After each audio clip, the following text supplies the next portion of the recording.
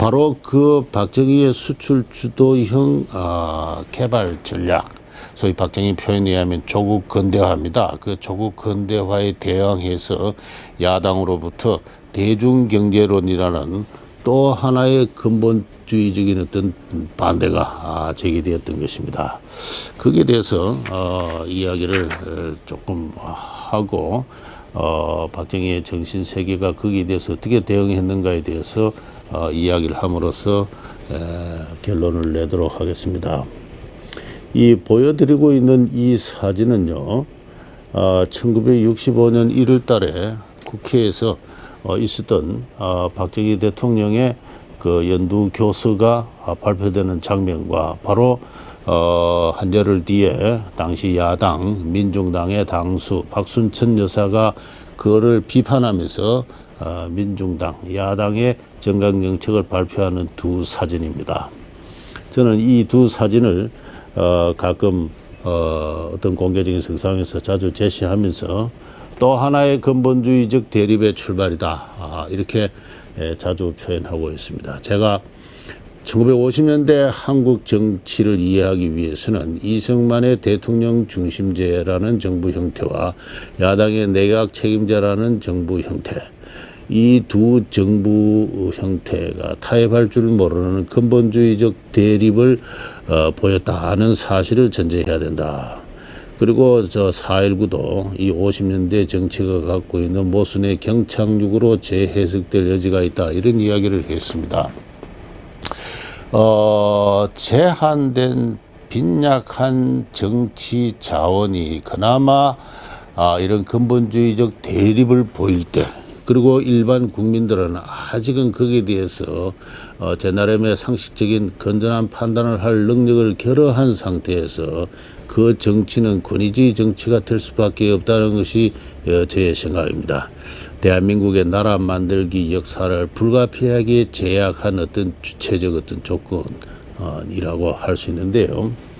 이 지난번에 말씀드린 대로 박정희 대통령은 63년 이후에 2년간의 고도 성장의 그 성과에 자신을 얻은 다음에 65년 1월 달에 정산, 수출, 건설을 경제 행동의 3대 원리로 삼겠다라고 발표했습니다. 특히 수출을 중시해서 수출을 경제 활동의 생명으로 삼는다. 이 말은 박정희 연설문을 읽어보면요, 2차 대전 이후에 영국 처칠 수장이 그랬다고 합니다. 수출이 아니면 죽음을 그랬다고 그래요. 바로 그 처칠의 수출이 아니면 죽음이라는 말을 인용하면서 경제의 생명으로 삼는다 하는 그런 말을 했습니다. 그래서 장차 67년까지 3억 불의 수출고를 달성을 한다. 이 수출고를 달성하기 위해서 식량을 비롯해서 뭐 석탄, 전기, 기타 공업 총 생산을 정산을 한다. 생산을 늘린다. 그리고 수출을 늘리고, 그렇게 해서 이 정산과 수출의 결과로서 달러를 확보해서 공장을 짓고, 또 공장을 지음으로써 정산과 수출의 역량을 제고하고 하는 이와 같은 행동 원리를 제시합니다. 아직은 불분명한 측면이 있었지만은 바로 이와 같은 식으로 박정희 모델이 작동하기 시작했습니다. 근데 바로 그 열흘 뒤에 야당이 발표한 것은 바로 여기서 보다시피 100만 안정론과 창설입니다. 그래서 야당은 우선 나라의 부정부패와 낭비, 재정 낭비를 줄여라. 그렇게 해서 자본을 조성한 다음에 우리의 자원으로 수출할 수 있는 중소기업을 육성하는 데 투자를 해라. 그리고 그 자본을 조성을 해서 20만 정도의 간척지를 조성을 해라. 또 25만 정도의 산지를 개간해라. 그걸 농민들한테 나눠줘서 농민 경제를 충실히 해라. 그리고 아주 빈농들에게는 양잠과 축산을 장려를 하자. 그렇게 해서 100만 안정농가를 창설한다. 그래서 우리의 자원으로 수출하는 중소기업과 그리고 100만 안정농가, 이 중산층의 육성을 통해 가지고 내포적 공업화를 해야 된다 하는 이와 같은 주장을 했습니다. 이 주장은 곧바로 1966년 그 다음 해가 되면은 신민당, 당시 신민당으로 이름이 바뀌는 야당의 대표 유진호 선생에 의해서 대중경제론으로 이름이 바뀝니다. 이 유진호 선생은 다음과 같은 이야기를 했습니다. 외자 의존 경제와 재벌과 정상배만을 위한 경제로부터 탈피하여서 농민, 노동자, 봉급생활자, 중소기업가들을 망라하는 대중이 본위가 되는 경제를 확립해야 된다. 그래서 대중이란 게 뭐냐? 농민, 노동자, 그 다음에 봉급생활자, 중소기업가, 요 대중입니다. 이 대중이 주체가 되는 대중경제를 활성화시키고, 그러기 위해서는 지금 중남미에서 대두되고 있는 대중경제 정책, 바로 Populist Economic Policy라고 이렇게 신문에 인용되어 있는데요. Populist Economic Policy를 우리도 시행해야 된다, 이렇게 주장을 했습니다. 이렇게 해서 성립한 야당의 대중경제론은 1967년 대통령 선거에서 야당의 공식적인 정강정책으로 내걸렸고, 다시 1971년 대통령 선거에서 당시 김대중 야당 대통령 후보에 의해서 김대중의 대중경제론으로 책자로 이렇게 발표되었습니다. 이 대중경제론은 한마디로 이야기를 하면은 간단히 요약해드리면 다음과 같습니다. 우리 한국 경제는 대외종속 경제다. 그래서 대기업과 부패한 세력들에 의해서 대외종속 구조가 형성되어 있고 부정부패 낭비 구조가 형성되어 있다. 따라서 사치를 억제하고 낭비를 억제를 하고 재정을 절약을 해서 국내 자본을 동원할 수 있다. 국내에 낭비적인 유휴 자본이 많이 있다고 본 것입니다. 따라서 일단 그러한 것들, 대중주의적 개혁부터 해서 국내 자본을 조성을 한 다음에, 그리고 바로 중소기업을 양성을 하고, 그리고 안정농가를 육성을 해야 된다. 그렇게 해서 대중경제를 발전시킨과 동시에 대중경제론의 정치적 쌍이라고 할 수 있는 대중민주주의를 발전시켜야 된다. 대중민주주의 핵심은 종업원의 경영 참가입니다. 그리고 대기업 주식의 대중화고, 그래서 대기업 주식의 대중화, 그리고 종업원의 경영 참가, 이를 위한 노동자 자본가 공동위원회 구성, 이와 같은 상당히 레디칼한 어떤 그런 내용들을 갖고 있는 것입니다. 한마디로 말해서 이 대한민국의 사회와 경제는 대외 종속적 경제로서 대기업을 중심으로 한, 재벌을 중심으로 한 특권적 구조가 지배하고 있는 그러한 경제다라는 인식이 전제되어 있는 거예요. 이제 이러한 인식에 기초해서 야당이 67년, 71년에 이르러서 박정희 대통령의 개발 정책을 비판하고 나섰습니다. 저는 이 두 개의 개발 정책은 서로 타협이 불가능한 것이다. 그래서 또 하나의 근본주의적 대립이 여기서 발생을 했다. 1970년에 포항제철의 건설이 시작됐습니다. 그게 완공되는 게 73년입니다. 현대 조선소가 만들어지는 게 72년입니다. 71년이면 아직도 그것을 기획하고 플래닝 단계에 있습니다. 지난번에 말씀드렸듯이 이 박정희 대통령의 개발 전략은 엔지니어링 어프로치다. 공학적 접근이다. 그래서 이미 능력이 검증된 소수의 대기업가에게 있는 자원을 몰아줘가지고 국제 경쟁력을 확보한 대규모 공장을 순차적으로 지어간다 하는 것입니다. 순차적으로 정유에서부터 화학 섬유에서부터 그 다음에는 제철에서 조선으로 기계공업으로 전자공업으로 이런 식으로 순차적으로 국제 경쟁력이 있는 대규모 공장을 지어간다 하는, 이를 위해서 국가가 이를 전폭적으로 지원을 하고 이 대기업을 선두주자로 해서 그와 소재 부품 연관을 갖는 중소기업을 육성을 한다 하는 이와 같은 그 발전 전략입니다. 이 박정희의 공학적 경제 건설의 접근과 이 야당, 특히 특히 그의 강력한 경쟁자인 김대중의 대중경제론으로 타협이 불가능한 것이었습니다. 더구나 71년도 대통령 선거에서 이 야당의 그 김대중 대통령의 대중경제론은 큰 대중적 인기를 누렸습니다. 저도 당시 김대중 김대중 쓴 이 대중경제론 책을 아직도 갖고 편리할 때 참고하고 있습니다만, 그 책을 읽었을 때 대학교 2학년 때입니다만 그 감격을 아직도 잊지 못하고 있습니다. 바로 그와 같은 식으로 그 박정희를 위협하는 강력한 어떤 정치적 경쟁자가 바로 박정희가 이룩해온, 지난 8년간 이룩해온 모든 것을 부정하는 식으로 어떤 정강정책을 들고 나왔을 때 여기는 엄청난 어떤 위기감이 조성되었습니다. 이 위기감에 대응하는 방식이 바로 박정희의 정신세계입니다. 박정희가 온유한 사람이었거나 또는 어떤 타협적인 어떤 그러한 정신세계를 가진 사람이었다면은 그는 야당과의 적절한 타협을 통해 가지고 자 이전에 민주주의도 할다 하고 바톤을 넘겼을지 모르죠. 그렇게 되면은 아마 오늘날의 한국 경제는 아마 지금과는 다른 모습이었을 겁니다. 아마 지금보다는 그렇게 고도화된 어떤 그 공업 구조를 갖지는 못하게 되었을 거죠. 박정희는 그것을 돌파를 했습니다. 또 하나의 정변으로 10월 유신이라는 정변으로 돌파를 하고 중화공업화와 10월 유신을 선포하고 중화공업화와 새마을운동을 시작했습니다.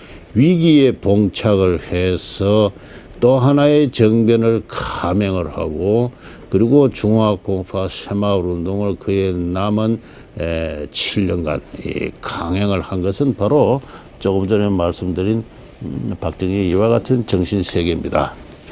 그래서 멸사봉공입니다. 오직 공에 순한다. 그래서 10월 유신을 일으키면서 나는 내 몸을 조국 근대화의 재단에 바친 지 이미 오래다. 그 유명한 이야기가 있죠. 후대가 나를 평가할 것이고 대무덤에 침을 뱉어라. 그렇게 이야기합니다. 그래서 역사 앞에서 조국 민족의 재단 앞에서 내 몸을 던진다 하면서 그가 추구해온 것을 극단적인 방식으로 이렇게 돌파를 하게 됩니다. 이게 바로 그의 정신세계예요. 식민지기에 태어나서 전쟁의 시대에서 살아남고 그래서 극단적인 어떤 역사에 대한 분노와 사명감으로 무장한 그의 정신세계가 그의 개발 전략에 대한 근본적인 도전이 제기되었을 때, 그리고 그런 도전이 제기될 수밖에 없을 정도로 정치 자원이 빈약하고 어떤 불균형한 배치를 보이는 그런 상황에서 그는 그와 같은 식으로 대응을 했습니다. 자, 시간이 많이 지났습니다만 제 이야기를 마무리를 하겠습니다. 박정희가 이룩한 중화공업화 그리고 새마을운동이 어떠한 성과를 거두고 어떠한 의미를 갖는가 하는 것은 이전에 부족하나마 말씀을 드린 바가 있습니다. 오늘날 한국 경제는 바로 그 바탕 위에 서 있습니다. 1987년에 김대중 대통령 당시 야당 지도자는 그의 대중경제론을 포기를 합니다. 그리고 똑같은 제목으로 또 하나의 대중경제론을 썼는데 그 내용은 완전히 바뀌어져 있습니다. 얼마 전에 돌아간 성균관대학의 김일영 교수는 이를 김대중 야당 지도자의 화려한 변신이라 했습니다. 그래서 그가 이전에 제기했던 그 대중경제론은 온데간데 없이 사라지고 박정희가 이룩한 토대 위에서 시장 경제에 충실한 발전을 추구하는 그와 같은 내용으로 바뀌게 되었습니다. 결과적으로 김대중 이후 대통령이 된 분은 그렇게 공개적으로 선언을 하지는 않았습니다만은 그의 야당 그 지도자로서의 대중경제론을 포기함으로써 결과적으로 저는 박정희 대통령의 개발 노선을 승인을 했고 그리고 평가했다 그렇게 생각을 합니다.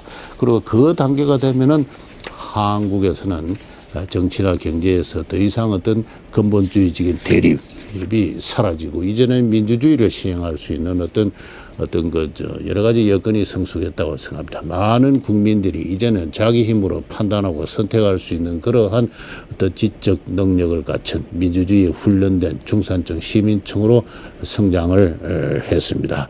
그런 가운데 이 정계를 극단적인 대립으로 몰고 온 어떤 그 대통령 중심이냐, 내각 책임제냐, 조국 근대화론이냐, 대중경제론이냐, 이와 같은 근본주의적 대립도 사라졌습니다. 그런 상태에서 87년 이후에 민주화의 시대가 열려서 지금까지 이르게 되었다. 그렇게 이야기를 할 수 있습니다. 마무리를 하겠습니다. 일본의 그 유명한 정치 철학자 마루야마 마사오는 다음과 같이 이야기를 했습니다.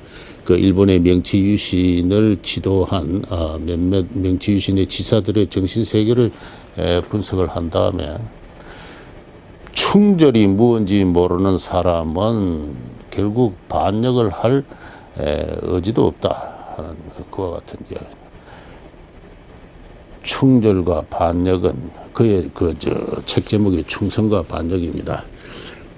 일본 봉건제 하에서 주인을 따라서 주인의 정치적 선택에 따라서 하급 무사들은 주인에게 충성을 해서 같이 전투에 나갑니다. 그게 충성입니다. 전통적인 충성입니다. 그러나 제국주의 시대에 위기에 처한 어떤 국가에서 충성의 대상이 바뀌는 겁니다. 일부 개명된 무사들은 자기의 옛날 주군이 아니라 일본의 국가와 민족을 새로운 충성의 대상으로 발견을 합니다. 그건 자기 주군에 대한 반역입니다. 그리고 어제까지 동료였던 무사들끼리 칼 들고 싸웁니다. 그 무시무시한 전투가 몇 차례나 벌어졌습니다. 이 전투를 치르는 무사들의 정신세계를 충성과 반역으로 이야기했고 바로 그 과정에서 명치 천황제 국가가 성립하는 어떤 정신사적 어떤 궤적을 그는 추적했던 겁니다. 그러면서 충성과 반역은 동궤다, 같은 궤다. 충절이 뭔지 모르는 사람은 반역할 의지도 없는 사람들이다. 능력도 없다. 이런 이야기를 했습니다. 저는 이 글을 읽으면서 바로 박정희의 정신세계를 떠올렸습니다. 바로 박정희는 그가 인습에 찌들린 나태하고 부패하고 정체한 이 역사에 대해서 반역을 한 겁니다. 반역을 한 것이고 그렇게 해서 새로운 나라를 근본적으로 새로운 역사를 써보겠다 하는 그와 같은 민족에 대한 충절이 바로 그와 같은 민족의 역사의 현실에 대한 반역으로 나타나는 것입니다. 바로 그러한 그 이야기를 할 수 있습니다. 자, 오늘날 우리는 무엇을 위해서 우리의 몸과 마음을 바쳐야 하겠습니까? 우리가 새로운 어떤 지금 선진화를 지금 추구하는 이 마당에 있어서 우리 한국 사회는 많이 여러분도 알다시피 정치되어 있고 분열하는 가운데 갈등을 하고 있습니다. 뭔가 이렇게 새롭게 바꾸지 않으면 안 됩니다. 새로운 가치의 활력소, 새로운 가치가, 새로운 생명의 가치가 활력으로 공급이 돼야 됩니다. 바로 그게 무엇이겠습니까? 저는 박정희가 추구한 민족은 더 이상 아니라고 생각합니다. 누차 강조하지만 우리를 새롭게 흥기시킬 그 새로운 가치를 우리가 선진화로 나아가는 데 있어서 우리에게 힘을 줄 그 새로운 가치는 바로 자유라고 생각합니다. 미국의 데오도로 파크라는 정치학자는요, 미국은 반역의 국가다 그랬습니다. 우리의 전 역사는 조국, 영국에 대한 대역의 역사다 그랬습니다. 바로 이 기성의 기득권 체제에 대해서 반역을 미국인들은 자유를 찾아서 반역을 했습니다. 바로 그 트레종, 대역, 바로 우리가 새롭게 충성을 맹세해야 될 가치, 그 새로운 충절의 대상으로서 그 자유 가치를 위해서 우리는 이 현실을 한번 다시 계획을 해야 됩니다. 바로 그러한 어떤 정신구조를 생각하면서 박정희의 정신세계가 50년 전에 동일한 구도의